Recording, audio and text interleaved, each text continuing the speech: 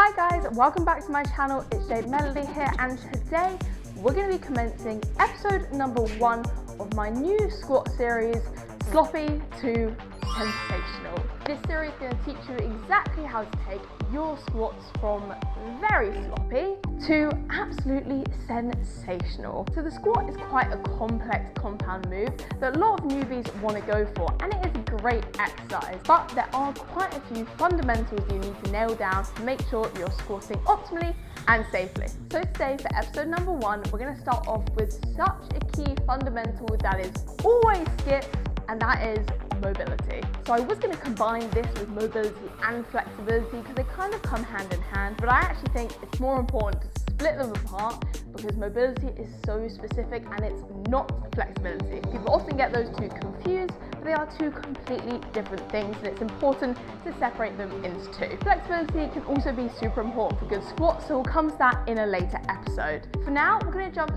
straight into this mobility work, which is going to take those squats from sloppy to sensational.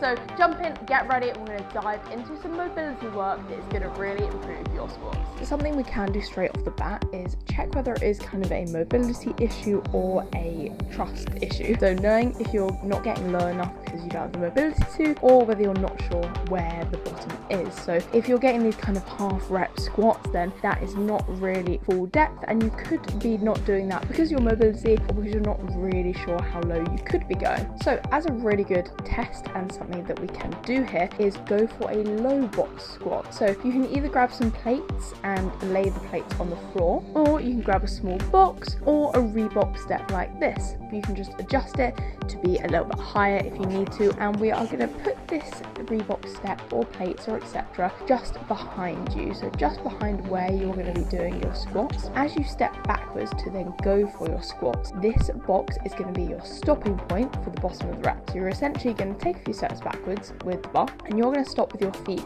just before that box or plates or step. From there, as we are going down into that squat, we will go all the way down to touch the box. Now, if you find you physically cannot get low enough without form being compromised, then it's definitely a mobility issue. If you are actually able to get down to that box squat, then it means you do have the mobility, you just need to practice getting that low. So over time, you can slowly try and make your box shorter and shorter, either by lowering the Reebok step or taking plates away, and slowly get lower and lower, and just practicing sitting down into that low position, tapping that box at the bottom and then pushing back up into it, trying to keep that strong form all the way through, and just keep trying to push it through that depth whilst keeping that form nice and strong. Now, if you're finding that your heels are jumping off the floor as you're trying to get low, you can do this little hack by grabbing a couple of plates and throwing them on the floor, maybe in a bit more of a nicer way than I've done it there, but putting them on the floor in the place that you would usually have your heels to squat. You're then, as you walk backwards, going to place your heels on top of those plates, toes on the floor. This is going to open up your ankles, elevate your heels, and make it way easier to get low because you don't need as much ankle mobility here. And it does a similar job to what wearing squat shoes would do. It means you don't need as much ankle mobility. However, over time, we do want to just work on improving that mobility so that you don't need those plates. And a great test here for the ankles is to go up against a wall and place your toes right up against the wall. We're going to be in a kneeling position here. From here, you're going to push your knee over your toe and try and touch your knees to the wall. Now, the rule is you cannot lift your front heel off the floor. If you find that easy and you manage to touch the wall with your knee without the heel coming off, shuffle the foot back a little bit and then practice again. And keep doing that. Keep shuffling that foot backwards and see how far you can bring it back without your heel popping off. If you're really struggling to do this, then you might have quite tight ankles, and that will be limiting your range of motion for your squats. Practice that exact wall thing, sending your knee over your toe,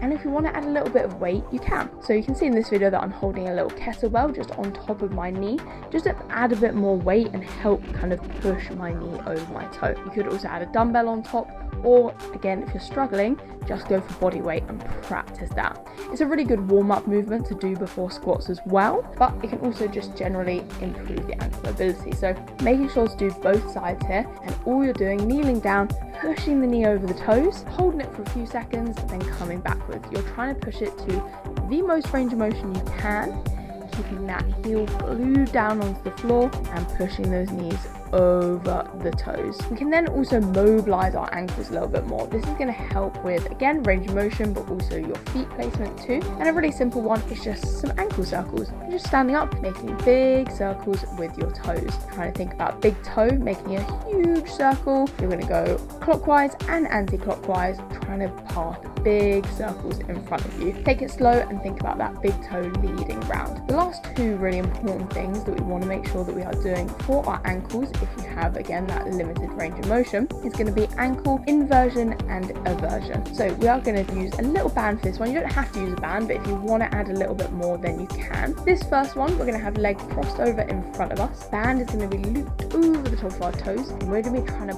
pull our foot up as much as we can, holding for a second and then letting it go back down. The stronger band you use, the harder this is, and the tighter you hold that band, the harder it is as well, but you can do it without, so making sure to do both sides on that one, lifting as high as you can. We'll then go into the second one, which is going to be a very similar position, again pulling that band tight if you want to add more resistance. This time both feet on the floor, and this time we are going to rotate that ankle outwards, so pushing the toes to the side. We're trying to not rotate from your hip, so try not to cheat by moving your hips at all. If you see how still my hips are, trying to keep that knee quite still as well. If you're struggling to keep it still, you can hold your knee, thinking about your pinky pushing as far out to the side and then as far in. The next little mobility test is such a good way of finding out where you are tightest in your mobility, whether it's your external or internal rotation. This is going to help you to be able to know which one to improve. So for testing your external, you're going to lie on the floor, you're going to pop one foot just above your knee and let your knee hang down to the floor.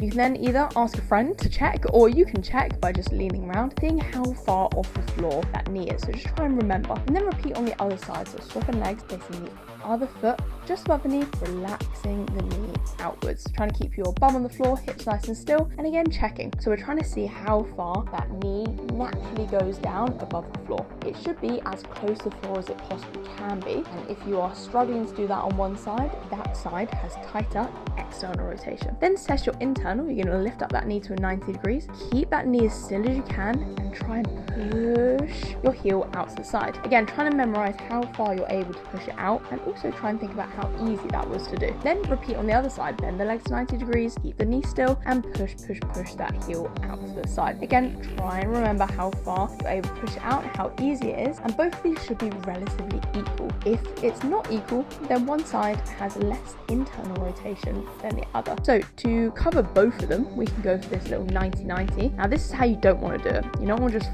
flop to one side, letting your bum come off the floor, letting everything move. This is not hip mobility, this is just having a good time. Instead, sit nice and upright. The further you lean back, the easier, so choose what you need to do, and slowly keeping your hips still and facing forwards, try and drop your knees into 90 degrees. So one knee is going to drop outwards into external rotation, and the other knee is going to drop in down towards the center into internal rotation. And as always, keeping those hips really still, keeping the torso still, and trying to keep both of your bum cheeks on the floor. And we are trying to hold in those bottom positions just for a couple seconds, where one leg's an internal and one leg is an external. So this is going to help just improve generally your external and internal on both legs. So it's a good one to do if you had relatively equal tightness on that test just before. That one is going to be your 90-90. If you found you had very limited external rotation and you're really struggling to let that knee drop to the floor, you can do these hip aeroplanes. So just before you do your squats, you'll hold onto the squat rack, you'll go into a big T shape with your chest down, your toe lifted, and we're going to rotate our hip bones to one side, then open them out to the other. The back leg can be bent or straight, it doesn't actually really matter too much. All we're looking to do is think there's lasers on your hip bones, and the lasers face down diagonally, and then they open up as far as you can. And we're making sure to do this on both sides. Even if your external is a lot better on one side, try and make sure we're doing it on both. Again, if you watch where my hips are, they rotate in and they try and open out as far as they can to be flat to one side. Now, if you found your internal was not as good and uneven or very difficult for you to push that heel out, then we can improve our internal more. So here I've got a little bench and I've just popped it on an incline, and then from there I'm going to pop my leg up onto the incline, I'm going to bend that knee onto the bench, and I'm just again going to rotate in my hips. These are good dynamic stretches. I have made other videos on hip mobility in the past, so if you'd like to go and watch those, then definitely do. These are just some other ones that I haven't really shown too much, but we're just twisting our hips in towards the bench and then away from the bench.